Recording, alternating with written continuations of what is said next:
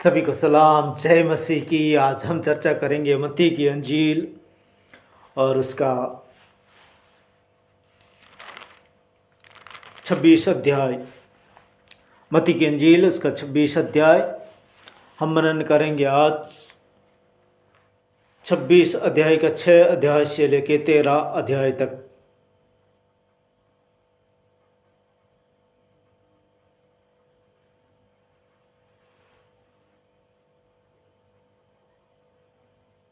मत्ती की अंजील उसका 26 अध्याय 6 आयत से लेके 13 आयत तक। बेतनिया में यीशु का अभिषेचन। बेतनिया में यीशु का अभिषेचन। जब यीशु बेतनिया में समौन कोडी जो था उसके घर में प्रभु यीशु मसीह गया था, तो वहाँ पर क्या हुआ था कि एक स्त्री ने इत्र लेके आई, बहुत महंगा वाला इत्र, और वो इत्र उसके पास था। तो उस इत्र को जब वो खाना खा रहा था तो उसने उस इत्र को उड़ेल दिया उसके सर पे।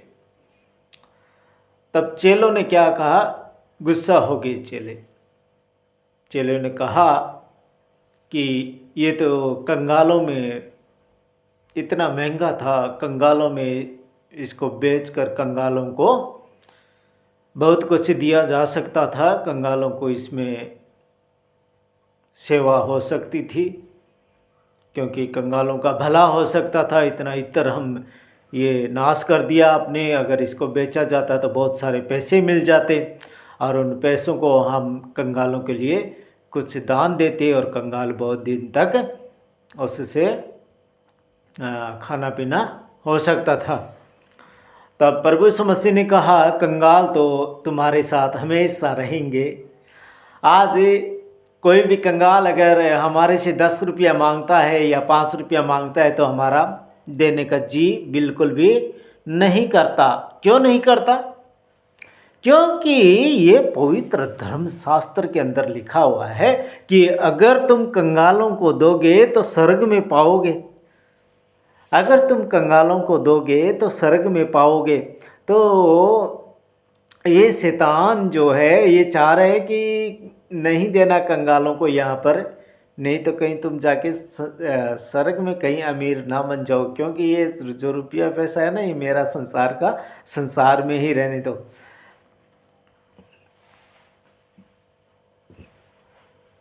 तो मेरे भाइयों और मेरी बहनों, मैं आपसे निवेदन करता हूं कि अगर आपके पास बहुत सारे पैसे हैं तो उन्हें आप कंगालों को दीजिए, कंगालों को दीजिए। क्योंकि अगर हम यहीं पे सब कुछ बनाएंगे तो यहाँ से हम कुछ ले जा नहीं पाएंगे, लेकिन हम कंगालों को अगर दे देंगे तो क्या होगा कि वो हमारे साथ चला गया, स्वर्ग में हम अमीर बनेंगे। यहाँ पे गरीब बन के जी लो, लेकिन स्वर्ग में अमीर बन के हम जिएंगे। तो ये एक पवित्र बाइबल ही कहती है कि अगर गरीबों को दोगे तो स्वर्ग में पाओगे। तो अपनी जो भी ये आपकी मनी है, इसको आप कन्वर्ट कर लो स्वर्ग में। जैसे बाहर देश से आता है पैसा, वो जहाँ पे बॉर्डर होता है वहाँ पर क्या होता है, उसकी करेंसी वो सेटलमेंट हो जाती है, मतलब वहाँ पर रख लेते हैं और आपको यहाँ के पैसे मिल जाते। वैसे ही है, जब हम ये करेंसी को हम कंगालों को दे देंगे तो जो कंगालों के द्वारा वो स्वर्ग में कन्वर्ट हो जाएगा। मतलब आप एक कंगाल को एक बॉर्डर के रूप में समझ लीजिए कि जब आपसे कंगाल अगर मांगता है तो उसको आप दीजिए। जब अगर कंगाल को देंगे तो आप सोच लीजिए कि ये पैसा जो है मुझे स्वर्ग में मिलने वाला है। कभी ऐसा मत सोचिए अपने अंदर में कि ये चला गया, आज तो मेरे पास 10 रुपये थी या तो मेरे पास 20 रुपये थे, अब ख़त्म हो गया, अब क्या करूँगा क्या नहीं करूँगा। कुड़कुड़ाना बिल्कुल नहीं है। आपको देना है, क्या सोच कर देना है कि मुझे स्वर्ग में मिलने वाले हैं, ये लो भाई। आज हम देखते हैं कि 100 शॉट का, 50 शॉट का एक जो पटाखा आता है, हज़ारों 1500 रुपये का, 1000 1500 रुपये का एक आता है, और उसको 10 मिनट नहीं लगती, फटांग फटांग फटांग फटांग ख़त्म। और वो मनुष्य इतना उसको जल्दी से ख़त्म किया वो पैसे को। और वहाँ पर कंगाल कोई गरीब आदमी अगर कह देना कि 10 रुपया दे दो, जान निकल जाती, जान निकल जाती। गाड़ी के शीशे तक हम देखते हैं कि बंद कर लेते हैं। जब कोई कंगाल अगर 10 रुपया मांगता है, कोई गरीब 10 रुपया मांगता है, तो क्या करते हैं, वहाँ पर शीशा बंद कर लेते हैं। वो टकटकी टकटक करते ले जाती है, खाने को चाहिए, पीने को चाहिए, दे दे दे दे दे दे, इतनी रिक्वेस्ट करता है, इतनी रिक्वेस्ट करता है, लेकिन उनको ये मौका नहीं मिलेगा कि स्वर्ग में उनको कुछ मिल जाए। नहीं, मेरे हिसाब से नहीं। तो मैं खुदावंद से कहता हूँ कि हे खुदावंद जी, मुझे ऐसा बना और ऐसा दे कि मैं भी कंगालों को दे सकूं। तो परमेश्वर आपको बहुत कुछ दे। और आप, आज बात हो रही है कंगाल की, तो अगर कंगाल को देंगे तो हमारे को स्वर्ग में मिलेगा। जब प्रभु यीशु मसीह के पास में एक मनुष्य आया, धनी मनुष्य था, बहुत पैसे वाला था, उसने आके कहा कि मुझे स्वर्ग में जाना है तो मुझे क्या करना चाहिए गुरु, तू बता मुझे। तो प्रभु यीशु मसीह ने उससे क्या कहा कि तुम ये काम कर। तो उसने कहा कि ये काम तो मैं लड़कपन से करते आया हूँ, बचपन से करते आया हूँ। मैंने कभी चोरी नहीं की, मैं कभी झूठ नहीं बोला, मैंने अपनी माता अपने पिता का आदर किया है, और जो भी मैं किसी की निंदा नहीं करता, किसी की ईर्ष्या नहीं करता, चुगली नहीं खाता। तब प्रभु यीशु मसीह ने कहा ठीक है। कहता है कि अब एक घटी और है। बोला वो क्या? कहता है तेरे पास धन बहुत है, उसको तू क्या करना है, गरीबों में बांट दे, गरीबों में बांट दे और मेरे पीछे आ जा। गरीबों में बांट के मेरे पीछे आ जा। अब धनवान मनुष्य क्या हुआ, कुम्हला गया।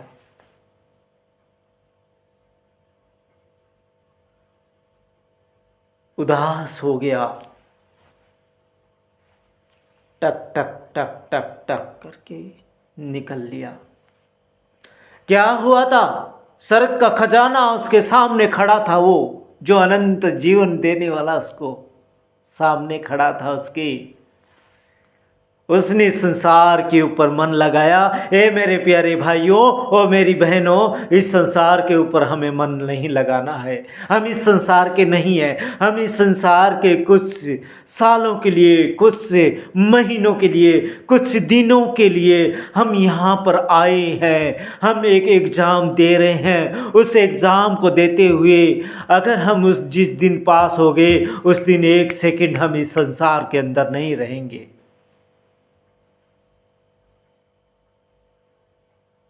क्यों हम व्यर्थ मन लगा रहे हैं?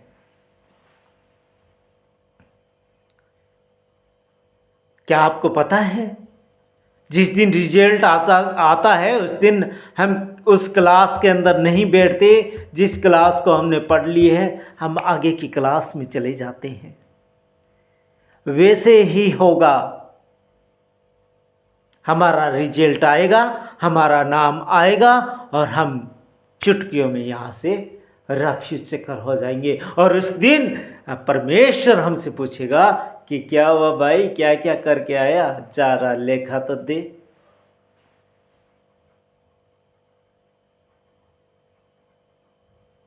तो हमें सोचना है, गहराई से सोचना है, परमेश्वर के कामों में आगे बढ़ना है, परमेश्वर के कामों में इन्वॉल्व होना है। परमेश्वर के कामों में आगे आना है। परमेश्वर हमसे क्या चाहता है, परमेश्वर से पूछिए। रात को सोते समय पूछिए कि हे परमेश्वर, मुझे संसार के अंदर किस काम के लिए भेजा है, मैं उस एग्ज़ाम में कभी फेल ना हो जाऊं। मुझे तो स्मरण करा मेरे पिता, मुझे तो स्मरण करा। वो मेरा पिता परमेश्वर आपको स्मरण कराएगा और आपको पता हो जाएगा कि मुझे इस काम के लिए भेजा था, मैं यहाँ पर आके भूल गया हूँ। लेकिन अगर हम उससे पूछेंगे, बार बार अगर हम पूछेंगे कि हे परमेश्वर, मुझे किस काम के लिए भेजा है, क्या मैं ऐसे ही भागते दौड़ते आज आऊँ कल जाऊँ, आज आऊँ कल जाऊँ, क्या ऐसे ही करने के लिए मुझे भेजा है? नहीं, वो परमेश्वर है, वो हमारा पिता है। उससे हमें पूछना चाहिए कि हे पिता परमेश्वर जी, आपने इस माटी के पुतले के अंदर सांस फूंका, अब ये माटी के पुतले में सांस फूंक कर ये जीवित पुतले से आप क्या कराना चाहते हैं वो करवाइए। पिता परमेश्वर, हम इस घड़ी भूल चुके हैं, आप हमें स्मरण कराइए। वो हमारा पिता परमेश्वर आपसे स्मरण कराएगा और आपको एक एक बात के लिए पता हो जाएगा कि इस काम के लिए तुझे चुना गया था, इस काम के लिए तुझे इस संसार के अंदर भेजा गया है, ये काम तुझे करके आना है। पिता परमेश्वर हमसे बहुत कुछ उम्मीद रखता है। पिता परमेश्वर जी ने कोई एक वादा है जिसके प्रति हमें भेजा है और हमें उस काम को पूरा करके जाना है। तो हमें किसी की निंदा नहीं करनी, किसी की चोरी नहीं करनी, किसी की झूठी चुगली नहीं खानी है, किसी के प्रति भेदभाव नहीं दिखाना है, सबके साथ प्रेम से रहना है, क्योंकि प्रेम से बढ़कर कोई कुछ नहीं है, केवल प्रेम ही है। परमेश्वर कहता है कि सारे तन से, सारे मन से, सारे धन से तू अपने बनाने वाले परमेश्वर से प्रेम कर। और जब परमेश्वर से प्रेम करेंगे तब क्या होगा, संसार के मनुष्यों से भी प्रेम करोगे। तो जब प्रेम में इतनी बड़ी ताकत है कि प्रेम से तुम स्वर्ग में पहुँचे जाओगे, तो हमें सभी से प्रेम करना है, अच्छा भाव बोलना है, मुंह में गाली नहीं देनी है, क्योंकि परमेश्वर कहता है कि एक स्रोते से दो तरह का पानी नहीं निकल सकता। या तो आप गालियाँ बक सकते हो या मीठे मीठे लोगों से बातें कर सकते हो, परमेश्वर की बात कर सकते हो। अगर एक ही मुंह से हम गालियाँ देते हैं, एक ही मुंह से हाँ जी करते हैं, तो ऐसा कभी नहीं करना है। हमें मीठा बोलना है, धीरज से बोलना है, संयम से रहना है, नम्रता दिखानी है, नम्रता पूरी तरह से दिखानी है, अपने ऊपर कंट्रोल करना है। किसी को अगर शैतान के काम क्या होता है कि किसी के द्वारा हमें अंगुल लगा के बहकाने की कोशिश की जाती है और हम गर्म हो जाते हैं। ऐसा हमें नहीं होना है, हमें प्रेम से रहना है। जो अंगुल लगाता है लगाने दो, जो गुस्सा दिलाता है उसको गुस्सा करने दो। अपने को कभी गुस्सा नहीं होना है, कभी गुस्सा नहीं होना है। तो प्रेम में बहुत बड़ी ताकत है। प्रेम कीजिए, सभी से प्रेम कीजिए, प्रेम कीजिए, प्रेम कीजिए। तो यहाँ पर आ रहा है मत्ती की अंजील उसका 26 अध्याय, मत्ती की अंजील उसका 26 अध्याय, यह आपको पेज नंबर 44 में मिलेगा। और यहाँ है बेतनिया में यीशु का भयजन। तो यहाँ पर क्या हुआ, 6 आयत ये कहती है, जब यीशु बेतनिया में शमौन कोढ़ी के घर में था तो एक स्त्री संगमरमर के पात्र में बहुमूल्य इत्र, बहुत पैसों वाला इत्र लेकर उसके पास आई, और जब वह भोजन करने बैठा तो उसके सिर पर उड़ेल दिया। उसके सिर पर उड़ेल दिया। किसके सिर पर? प्रभु मसीह के सिर के ऊपर उसने उड़ेल दिया, और उस स्त्री ने उड़ेला, और उसका नाम आज यहाँ पर है। जो भी संसार के अंदर आएगा, इस पवित्र बाइबल को छुएगा, इस पवित्र बाइबल में उस स्त्री का नाम है। क्योंकि उसने बहुमूल्य इत्र हमारे खुदावंद प्रभु यीशु मसीह के सर के ऊपर उड़ेल दिया। उसने पैसों की परवाह नहीं की। उसने किसने पैसों क्या लेके आई, उस पैसों की परवाह नहीं की। वो बहुत सारे पैसों में उसको बेच सकती थी, लेकिन उसने कुछ से मूल्य नहीं जाना उस इत्र का। लेकिन वो जो धनवान व्यक्ति था, उसने उस संसार के पैसों के ऊपर क्या जाना था, मूल्य जाना था। और उसने चला गया था कि मैं कंगालों को संपत्ति नहीं बांट सकता। और इस स्त्री ने क्या किया, जितने भी पैसा के इत्र होने दो, लेकिन मेरे खुदा से बढ़कर नहीं है, मेरे खुदा से बढ़कर ये इत्र नहीं है। उसने अपने इत्र को इतना पैसा होने के बावजूद भी उसने अपने प्रभु यीशु मसीह के ऊपर, गुरु के ऊपर उड़ेल दिया।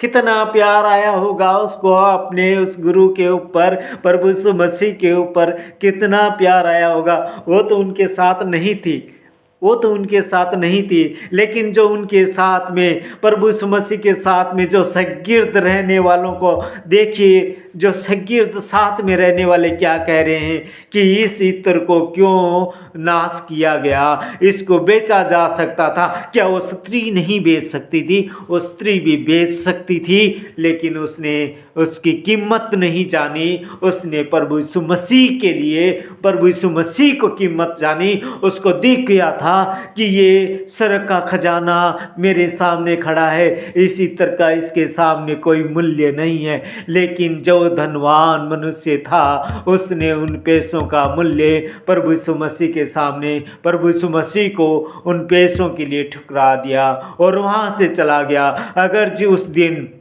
वह कहता कि हे प्रभु, मुझे स्वर्ग में जाना है, चाहे मुझे मेरी संपत्ति को साइज कंगालों में बांटना पड़े, मैं बांट देता हूँ, लेकिन तू कहते है मेरे पीछे हो ले, मैं तेरे पीछे हो लेता हूँ, क्योंकि तू हम मुझे स्वर्ग में पहुँचाने वाला है। क्योंकि मैं तुझसे पूछने के लिए आया हूँ कि मुझे स्वर्ग में जाने के लिए क्या करना चाहिए, और प्रभु यीशु मसीह ने स्वर्ग में जाने के लिए क्या करना चाहिए उसके बारे में उससे बताया था। लेकिन उसने स्वर्ग को ठुकरा दिया और संसार को प्रिय जान लिया। ए मेरे भाइयों, ए मेरी बहनों, संसार को प्रिय मत जानो, स्वर्ग को प्रिय जानो, स्वर्ग को प्रिय जानो।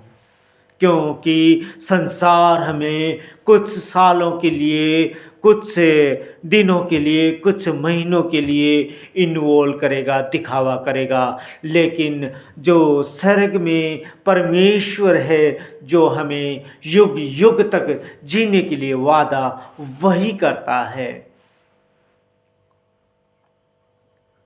हमारी फिजिकली बॉडी के अंदर कष्ट आ जाएंगे, हम परमेश्वर का नाम नहीं ले पाएंगे, हम त्राय त्राय करेंगे। इसलिए मैं कहता हूँ कि पैसे से प्यार बिल्कुल नहीं करना। आज हमारे चर्च के ऊपर, आज हमारे भवन के ऊपर, परमेश्वर के भवन के ऊपर कितना बड़ा कष्ट लोगों ने डाला है। वो लोग कौन है? वो मसीह को मानने वाले लोग थे जिन्होंने ऐसा काम किया। क्या उन लोगों से मसीह प्यार करेगा? क्या परमेश्वर ने उस धनवान से नहीं कहा कि अपनी सारी संपत्ति को बांट दे? क्या परमेश्वर ने बाइबल में ये नहीं कहा कि रुपया सब प्रकार की बीमारियों की जड़ है? तो उन भाइयों ने इसके वचन के पढ़ते हुए भी क्यों ऐसा काम किया? लेकिन जो भी किया, परमेश्वर उनके साथ अच्छा नहीं करेगा। लेकिन हम कहते हैं, हम किसी को श्राप नहीं देते, हम कहते हैं कि परमेश्वर उनको बुद्धि दे, वो पश्चाताप करे, कि वो देर से भी सही लेकिन आए और परमेश्वर से माफ़ी मांगे और परमेश्वर से कहे, हे परमेश्वर पिता, हमसे बहुत बड़ी गलती हो गई। जो परमेश्वर की जगह को बेच देते हैं, जो खुदा की जगह को बेच देते हैं, खुदा के नाम से छोड़ी हुई जगह को बेच देते हैं, खुदा के घर में जो दुआ प्रार्थना होती है उस जगह को वो बेच देते हैं, क्या वो सर के लायक होंगे? कितना उन्हें शर्मिंदा होना पड़ेगा? क्या आप इस चीज़ को सोचते हैं? परमेश्वर कदापि नहीं बख्शेगा। वो हमारा जलन रखने वाला परमेश्वर कदापि नहीं बख्शेगा। तो मेरे भाइयों और मेरी बहनों, परमेश्वर से प्रेम करो। और यहाँ पर ये स्त्री ने इतना प्रेम किया परमेश्वर से, पिता से, गुरु से, उसके इकलौते बेटे से इतना प्यार किया कि जो भी जितने पैसे का इत्र था उसके सर के ऊपर उड़ेल दिया। यहाँ पर देखिए, सर के ऊपर उड़ेल दिया। ये देखकर उसके चेले ऋषियाए, गुस्सा हो गए, आग बबूला हो गए चेले। ये देखकर 8 में लिखा है, ये देखकर उसके चेले ऋषियाए और कहने लगे, इसको क्यों सत्यानाश किया गया? इसे तो अच्छे दाम में बेचकर कंगालों को बांटा जा सकता था। इसे तो अच्छे दाम में बेचकर कंगालों को बांटा जा सकता था। क्या वो स्त्री नहीं बांट सकती थी? क्या तुम्हें ज्यादा नॉलेज था? लेकिन उस स्त्री को उस पैसों से प्यार नहीं था, प्रभु से प्यार था। बेचकर कंगालों को बांटा जा सकता था। ये जानकर यीशु ने उनसे कहा, स्त्री को क्यों सताते हो? उसने मेरे साथ भलाई की है। उसने मेरे साथ क्या की है? भलाई की है। उसने मेरे साथ भलाई की है। उसने मेरे साथ भलाई की है। कंगाल तो तुम्हारे साथ रहते हैं, सदा रहते हैं। कंगाल तो तुम्हारे साथ सदा रहते हैं। ये कौन कह रहा है? प्रभु यीशु मसीह कह रहा है। 11 में कह रहा है, कंगाल तो तुम्हारे साथ सदा रहते हैं, परंतु मैं तुम्हारे साथ सदैव न रहूँगा। परंतु मैं तुम्हारे साथ सदैव न रहूँगा, क्योंकि मैं इस जगत से चला जाऊँगा। जिस दिन मेरा एग्ज़ाम यहाँ पर ख़त्म हो जाएगा, मैं 1 मिनट यहाँ पर रहने वाला नहीं हूँ, क्योंकि पिता ने मेरे लिए, परमेश्वर ने मेरे लिए क्या व्यवस्था करके रखी हुई है। मैं यहाँ का नहीं हूँ, मैं संसार का नहीं हूँ। मुझे संसार में भेजा गया है तुम्हें कुछ समझाने के लिए, तुम्हें कुछ सुसमाचार सुनाने के लिए, तुम्हें अच्छा रास्ता दिखाने के लिए कि मार्ग और सत्य और जीवन में ही हूँ, इसलिए मुझे भेजा है। कंगाल तुम्हारे साथ हमेशा रहेंगे, लेकिन मैं तुम्हारे साथ हमेशा नहीं रहूँगा। इस स्त्री ने जो किया है, भला काम किया है। कंगाल तो तुम्हारे साथ सदा रहते हैं, परंतु मैं तुम्हारे साथ सदैव न रहूँगा। उसने मेरी देह पर जो इत्र उड़ेला है, वह मेरे गाड़े जाने के लिए किया गया है। वह मेरे गाड़े जाने के लिए किया गया है। मैं तुमसे सच कहता हूँ कि सारे जगत में जहाँ कहीं ये सुसमाचार प्रचार किया जाएगा, वहाँ इस काम का वर्णन भी उसके स्मरण किया जाएगा। जहाँ कहीं भी सुसमाचार का प्रचार किया जाएगा, वहाँ पर स्त्री का भी प्रचार होगा। तो उस स्त्री ने जो कर गई, वो इस बाइबल के अंदर, इस धर्म शास्त्र के अंदर आ गई कि उसने पैसों को कोई मूल्य नहीं दिया। आपने सुना होगा कितना ट्रस्ट था उस विधवा औरत के पास, कि उसने क्या किया था कि उसके पास 2 दमड़ियाँ थी और कुछ नहीं था। 2 दमड़ियों के अलावा बहुत सारे अमीर लोग, बहुत सारे धनवान लोग उस मंदिर के पास में, उस मंदिर में आ रहे थे और अपनी रीति से गड्डियों की गड्डियाँ डाल रहे थे। बहुत सारा पैसा डाल रहे थे डोनेशन बॉक्स में। और यीशु मसीह बाहर में खड़ा होकर देख रहा था। जब प्रभु यीशु मसीह देख रहा था, तब एक विधवा औरत आई। उसका ट्रस्ट देखिए, और इस इत्र वाली औरत का ट्रस्ट देखिए, और उस धनवान का क्या ट्रस्ट था देखिए। क्या ये तीनों में भिन्न भिन्न भिन्नता नहीं है? दोनों स्त्रियां एक जैसी निकली। तो क्या किया था? उस स्त्री के पास 2 दमड़ियाँ थी और दोनों दमड़ियों को उसने डाल दिया। उसने ये नहीं सोचा कि मैं घर में जाऊंगी, मैं क्या खाऊंगी, मैं क्या पीऊंगी, इससे मुझे सब्जी लेनी थी, इससे मुझे आटा लेना था, इससे मुझे दाल लेना था। लेकिन उसने उनको कोई मूल्य नहीं दिया। उसने कहा, मेरा परमेश्वर अपने आप मेरे लिए जो भी करेगा अच्छा करेगा, और जो भी करेगा परमेश्वर मेरे लिए इंतजाम कर देगा। वो मेरा परमेश्वर है। 2 दमड़ियों को उसने उसके अंदर डाल दिया। फिर प्रभु यीशु मसीह ने क्या किया क्या कहा अपने चेलों से?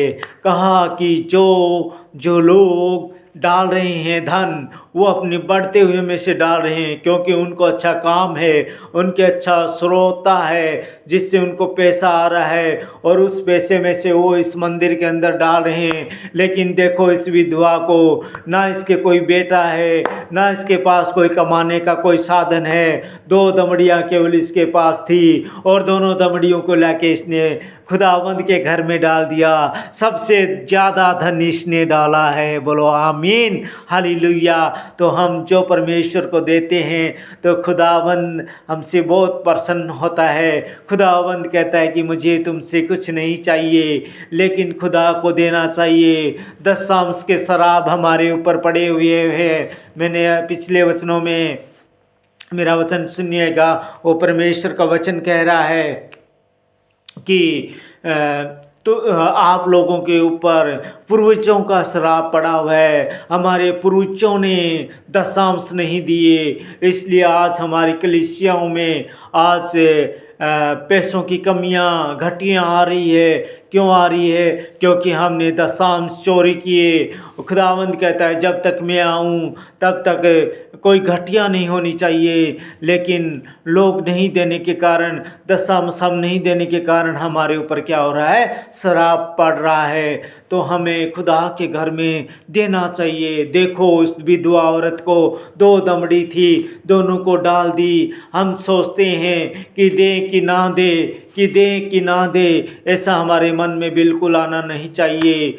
जो है दे दो परमेश्वर को। परमेश्वर हमसे टूट वादा करता है कि देख देख के तो देख, मैं तेरे लिए आकाश की झरोखे खोल दूंगा। तो ये खुदावंद का कलाम आज हमने की, इत्तर की बात, सरगमरमर की वो इत्र जो लेके आई थी, और इतना महंगा, इतना अमूल्य इत्र था जिसको उड़ेल दिया था प्रभु यीशु मसीह के ऊपर। और चेलों को गुस्सा आया कि इन पैसों को से हम कंगालों को कुछ कर सकते थे, कंगालों को कुछ दे सकते थे। लेकिन प्रभु यीशु मसीह ने कहा कि कंगाल तुम्हारे साथ हमेशा रहेंगे, लेकिन मैं तुम्हारे साथ हमेशा नहीं रहूँगा, मैं यहाँ से चला जाऊँगा। और कंगाल तो तुम्हारे साथ रहेंगे हमेशा, लेकिन इस स्त्री को मत सताओ, क्योंकि इसने जो किया है अच्छा किया है। इसने मेरे गाड़े जाने के लिए इत्र को उड़ेल दिया, और स्त्री ने यह नहीं जाना कि ये इतने पैसे का इत्र मैं नहीं उड़ेलूँगी।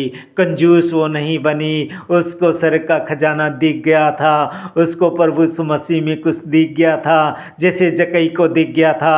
जक्कई को किसी ने कहा नहीं था, जक्कई को प्रभु यीशु मसीह ने कहा नहीं था कि जा तेरी संपत्ति को कंगालों को बांट दे। लेकिन जब उसके अंदर में पवित्र आत्मा सामर्थ्य प्रभु यीशु मसीह के उसके पास में आई, और वो एनर्जाइज हो गया, और वो क्या बोलने लगा उसे खुद पता नहीं होगा उस टाइम में। और उसने कहा कि मैंने चोरी से जितनी भी हड़पी हुई संपत्ति है इसका 3 गुना में मोड़ देता हूँ, कंगालों को दान कर देता हूँ। और उस टाइम पर यीशु मसीह ने कहा कि आज इस घर का क्या हुआ?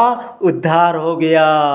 तो खुदावंद प्रभु यीशु मसीह जिन जिन के साथ भी मिले, उनके ऊपर पवित्र आत्मा का साया उड़ेला गया, पवित्र आत्मा का साया उड़ेला गया। तो खुदावंद से हमें दूर भागना नहीं है कि हम पैसे नहीं देना है, हम ये चीज़ें नहीं देनी है। खुदा के अगुओं को, खुदा के कलाम सुनाने वालों को, जो भी हमारे पादी साहिबान आते हैं उनके साथ कभी भी हमें कुड़कुड़ाना नहीं है, उन्हें देना है, क्योंकि वह खुदा के काम करते हैं, खुदा के प्रचार करते हैं, वह प्रचारक है, वह हमारे अगुवे हैं। तो उनका हमें आदर करना चाहिए। परमेश्वर के वो लोग हैं, जो चुने हुए लोग हैं, वो परमेश्वर की बातें सुनाते हैं, तो उनकी हमें आज्ञाएं माननी चाहिए। मेरे भाइयों और मेरी बहनों, आप समझिए और खुदावंद के आगे आइए, खुदा के कामों में आगे आइए। पीछे हटने की ज़रूरत नहीं है, नहीं तो कहीं हम एक तोड़े वाले के जैसे बन जाएंगे कि जा तेरे तोड़े का हिसाब लिया जाएगा, जा तेरा तोड़ा लेके आ। और हम जाके कहेंगे हाँ तूने मुझे ये ज्ञान दिया था लेकिन मैंने बांटा नहीं, ये ज्ञान तेरा वापस देता हूँ प्रभु यीशु मसीह। तब जो ज्ञान हमारे अंदर होगा वो भी हमसे ले लिया जाएगा और कहेगा कि जिनके पास और है उनको दे दो। तो मेरे भाइयों मेरी बहनों, जो भी आप वचन सुनते हो उनको थोड़ा थोड़ा करके याद रखिए और उनके ऊपर चलिए। खुदावंद आपको बरकत और आशीष दे। इस वचन को हम यहीं पे विराम देते हैं, मांगते हैं हमारे परमेश्वर पिता के प्रिय पुत्र, हमारे उद्धारकर्ता मुक्तिदाता मसीह यीशु के नाम में, आमीन। खुदा का शुक्र हो।